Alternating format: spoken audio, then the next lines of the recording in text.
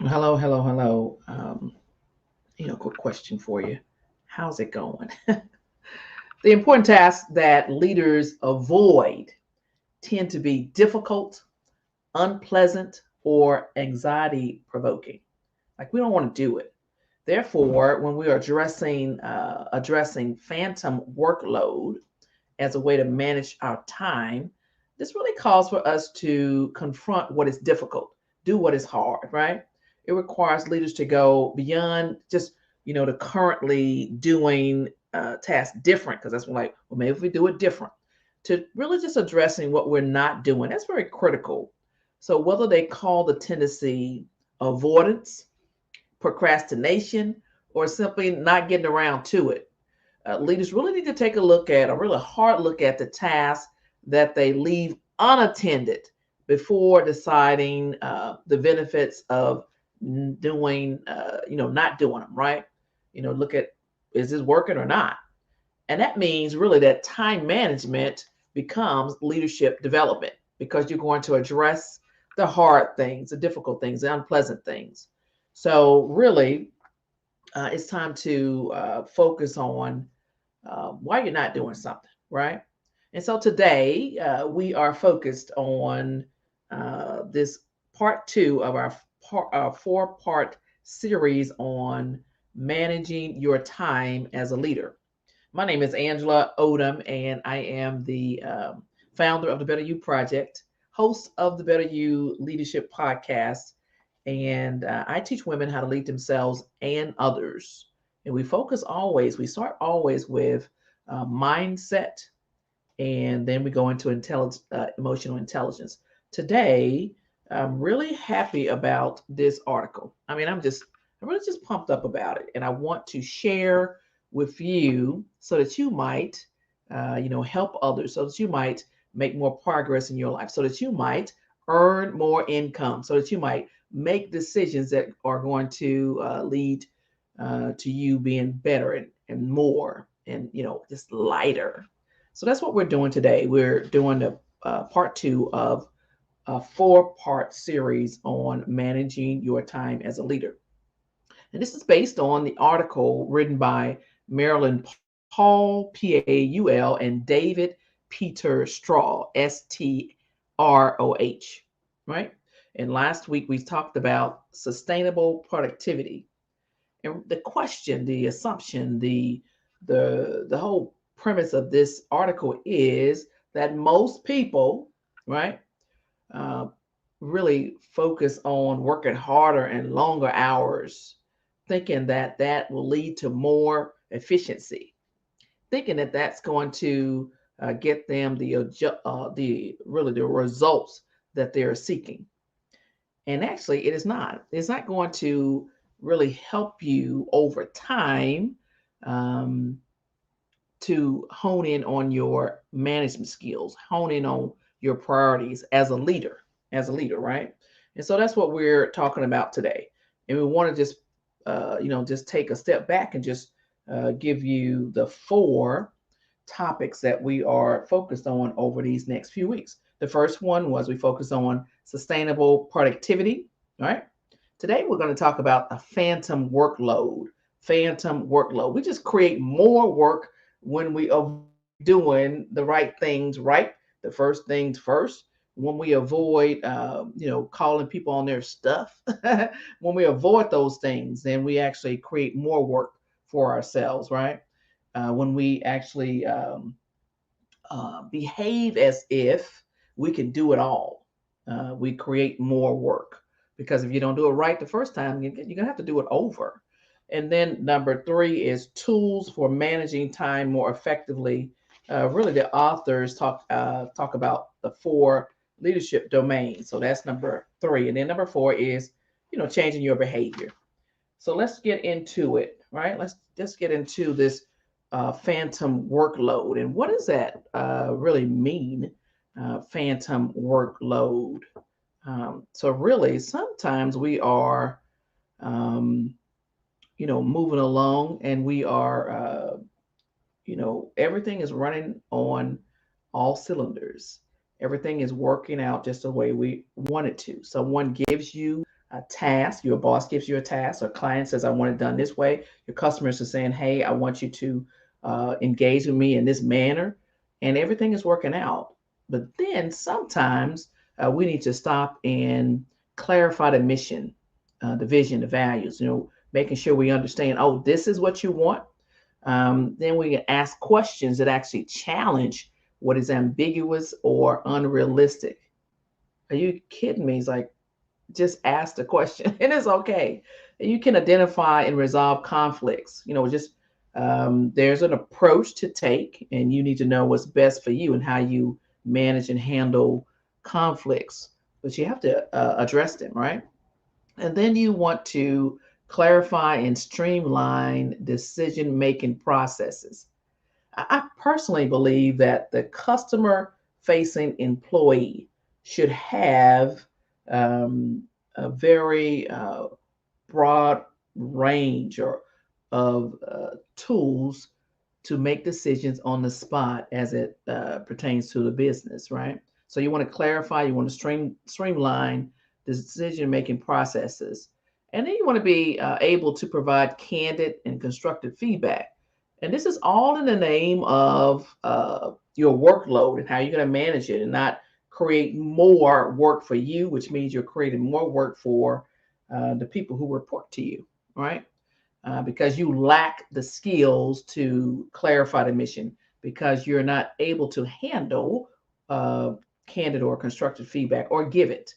And then you want to be able to differentiate people with sanctions and rewards, right? And then it's all about innovation at this point. There's so many things that we can do, but we just can't do everything. So you want to focus on innovative projects, and sometimes you need to just focus on uh, not doing so much, right? Stop saying yes to every single thing. And we're talking about workload. This is number two of the four topics, right? Four parts of managing your time as a leader. Everything does not have to be a yes. All right. So what happens when you have you're like, I just have so much to do. Oh, I just can't get it all done. What are the consequences of a phantom workload? I'm glad you asked. That is, it includes rework, because if it's not done correctly, if it's within the an agreement that you made with your customer, and you've not done the work correctly, then you're gonna have to do it over, right? Rework. You can have upset customers or internal conflict. And then, oh, by the way, you're gonna have all those long, unproductive meetings. You're just gonna waste time solving the same problem over and over and over. Then you're gonna have to rehire people or hire more people, because who wants to hang around and be in that kind of dysfunction, right? So phantom workloads look and feel real, and they really are unavoidable, right? You just think, oh, this is the way I'm supposed to do it. But really, you can make progress and get yourself out of that cycle. So I'm going to give you two different examples, as are stated within the article, right? And the title of the article is Managing Your Time as a Leader. And we're going through this because um, I'm here to help you. So the first example is the sponsor of a new project in a major oil company decided not to attend the project's 2-hour kickoff meeting. We already know how this is going to go, right? So the sponsor within your organization is having a kickoff meeting and decided that there was something else more pressing, a higher priority. So that person did not attend the 2-hour kickoff meeting. And he had other things to do. And so he wanted to empower his project manager to take charge from the very beginning, right? So the project manager attends, and the meeting didn't go well because the project team members, these people are from different parts of the company, they did not agree on the project's goals, the decision-making processes, and the accountabilities. And so what did that mean for this? What did that mean for the sponsor? The sponsor had to, this is a redo part, right? The sponsor spent about 120 hours, according to the article, 120 hours working with different departments and individuals to resolve the ambiguities and the conflicts. So this was like 60 times longer than the original meeting, right? It was a 2 hour kickoff meeting. And so that's one thing. So that's, you might have to redo some things or reclarify all this kind of stuff. Another example um, is, because let's just go back to that first example. So that leader actually created more work, right? Phantom workload, that's what we're talking about. Another example is it says a clinical informatics group of a major healthcare company found itself caught in a dynamic, over promising and under delivering dynamics with its customers, right? Oh, of course I could do it. Of course I could do it, but then they did not deliver, right? So the group's management, they recognized it had two ways to deal with this performance issue, and that's what it was, right? One thing is just set realistic expectations with the customers. You tell them this is what I actually can provide by this date. If you give me a little long, much longer timeline, then maybe I can provide A, B, and C, right? So setting realistic expectations, um, and sometimes that is difficult because it's a very competitive market, and customers are experiencing pressure just like you are, and so there's this like the short term delivery cycle. You might have to get some things out, get some services provided in the short term. Um, so the bottom line with this particular example, they simply over promise and under delivered, which is not a good combination. So every once in a while, with a large push, they was in this cycle, they would actually pull it out. But sometimes they did not. And oh, by the way, what does that mean in the long term? They sucked, right? They lost contracts, they lost money, they lost the trust of their customers. So that is one of the things I want you to avoid. And some of the ways you can actually reduce your workload, like really, not this whole phantom workload, is just set a limited amount of realistic goals. And so over time, you might have three goals that you're focused on at one time, right? You want to clarify what's your unique contributions, and then set some limits on the number of goals you have, right? And that whole multitasking, that's a lie. Multitasking is a lie, right? You want to change your behavior. You know how you change your behavior? You can be inspired and motivated and all those things, but change your behavior by understanding your why. Why do you want to do this? Why are you doing it, right? That's how you actually change your behavior. And so that means that when things are boring or hard or difficult, you could focus on your why, and that actually propels you to go forward. It gives you momentum to keep moving forward, right? And so you might want to do that. Another thing you want to do to avoid this whole phantom workload is to plan out your day, right? I am a big proponent of um, placing me on the calendar, placing me on the calendar. I've already identified my priorities, and my priorities are aligned with the company's goals and all those things, right? The vision. And so I am doing those things that are important for me to succeed. And I want to do those things that's going to be important and critical for the people who report to me to be successful. And then I can work through everything else, right? So plan out your day. You can make, whether it's better for you to have a few minutes to yourself in the evening or in the morning, whatever works for you to get that routine going.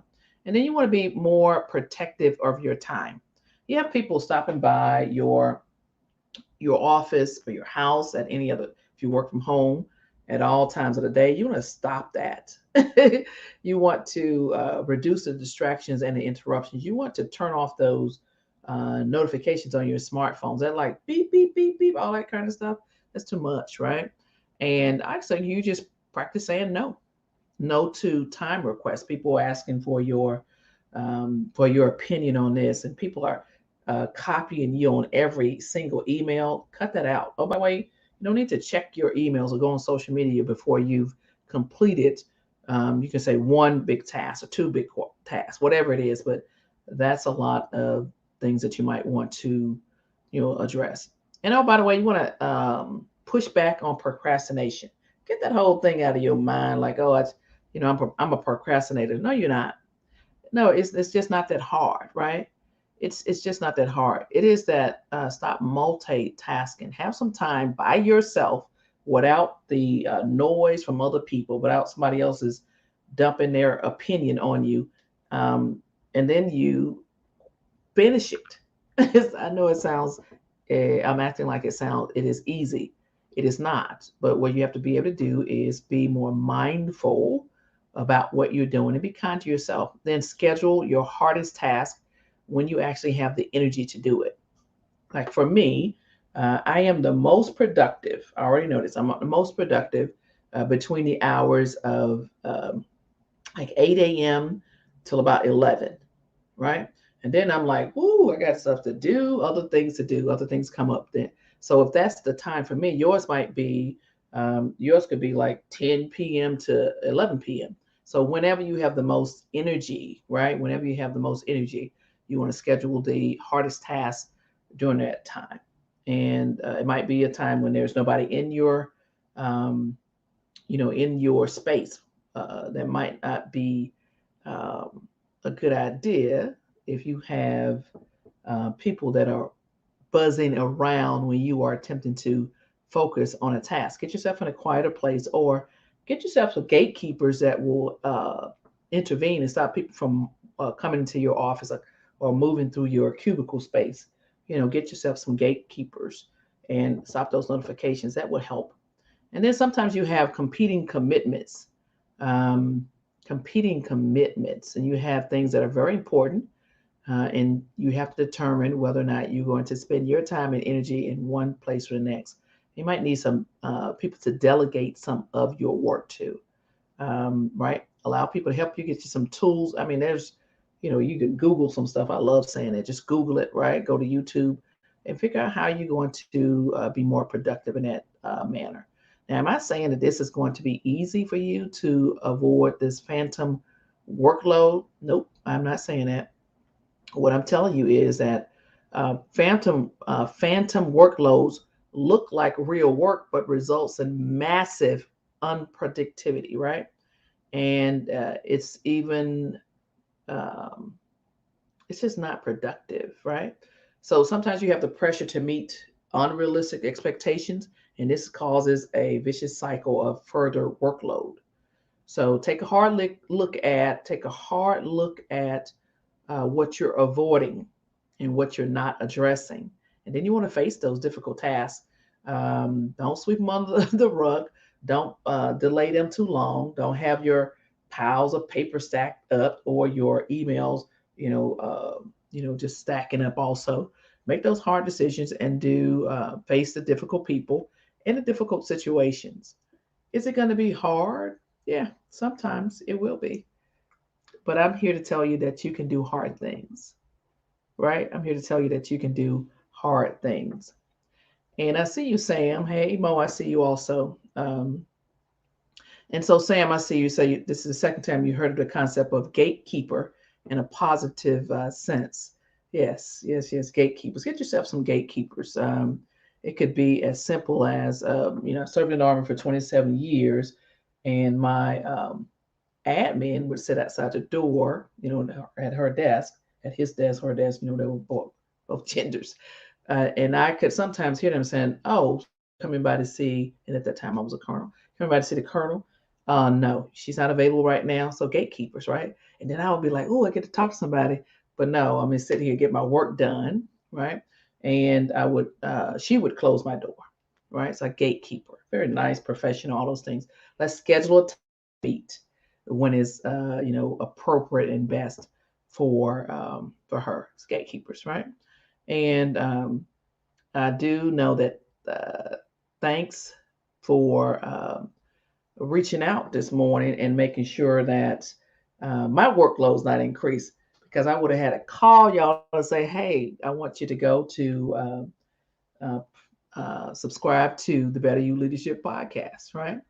And then I'm also looking for guests. So if you wanted to come on and be a guest, I'm going to start doing more of those in 2022, having guests on. Just go to angelaodom.com/guest, GUEST, right? GUEST for guests. And with that said, this is part 2 of a 4-part series on managing your time as a leader. So, quick question.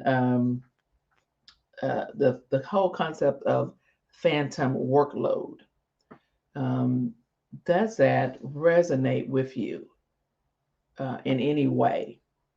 And the answer, I believe, is yes, because sometimes we are taking on more than we can do, right?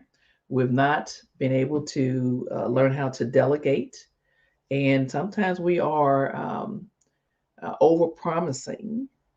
Sometimes we are not comfortable with saying no, or not right now, or maybe later, or just clarifying what the ask is. We're going to meetings that are lasting um, longer than was actually marketed, right? Was advertised as a 30-minute meeting. It's already 45 minutes. That wasn't even an agenda. And now I've come out of here with more work than I thought I would have. So I want you to just focus on that first, sustainable productivity, the concept of working longer hours, thinking that that's making you more productive. It is not, right? It is not. Working longer hours is just working longer hours. And so, again, within this community, I tell you, take your vacation time. Take your vacation time. And then, oh, by the way, don't segregate your family from all the other things you're doing that you say you're prioritizing your time. You'll get to them when you're done, with all this positive energy you have for people outside of your home, outside of your life. Um, so I want you to make sure you understand, as far as sustainable productivity, right? That's just what we focus on. Sustainable productivity also works in your home, right? So think about that. Okay, Sam, I see you. So workshop topic, yeah, delegation. Delegation is a good one.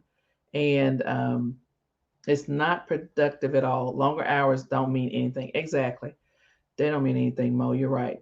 And then I see you, Sam, right there. So the bottom line, so that was number one. Part 1 was sustainable productivity. Part 2 today, phantom workload. Right? We do not want to create additional work because we're avoiding, focusing on the right things.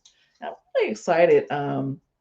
Okay, I see you right here on Instagram. You say if you're working more hours and you're tired, it's ineffective.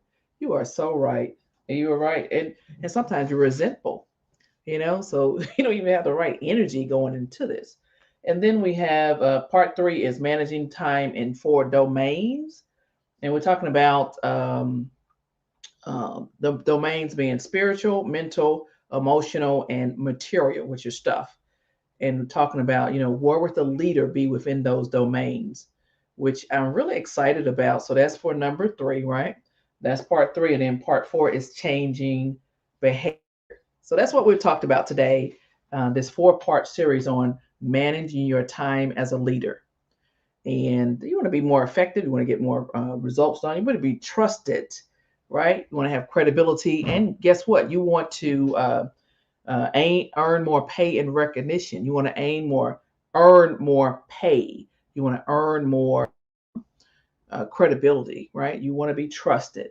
And so the very first thing is as we say in the Better You community, you have to be able to lead yourself as you're leading others, managing others, right? But you got to lead yourself first. So you be able to manage your own time, establish your own priorities as they are aligned with all these things you say are important.